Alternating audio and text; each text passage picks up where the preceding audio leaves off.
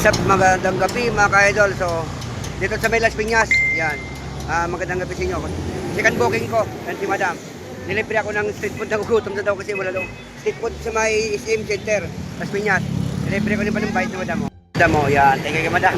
Libre pa daw ako Diyos. So, tignan natin kung maano natin. Naiya ako kay Madam. So, thank you sa merienda, yun. No? Sarap. Tapat na SM Center yung mga ka-idol, no? Street food ko, yan. Someone's always saying goodbye. Shoutout sa mga to. Shout out sa ako sa Hong Kong po. Ay, shoutout sa mga taga Hong Kong yan. Ingat niyo kasi may gira dyan. Anong store kayo? STI, shoutout sa STI. Tapat tayo sim center mga kayo. Nagmerenda kasi libre ako ng passenger ko na, no? Yan. Bye-bye. Ayaw, di ma. STI. Padala mo, pinili mo. Sana all. Taga merenda. Bait tayo na passenger ko. Yun nandito. Ang bait na sobra idol. So, tara, merenda tayo mga idol.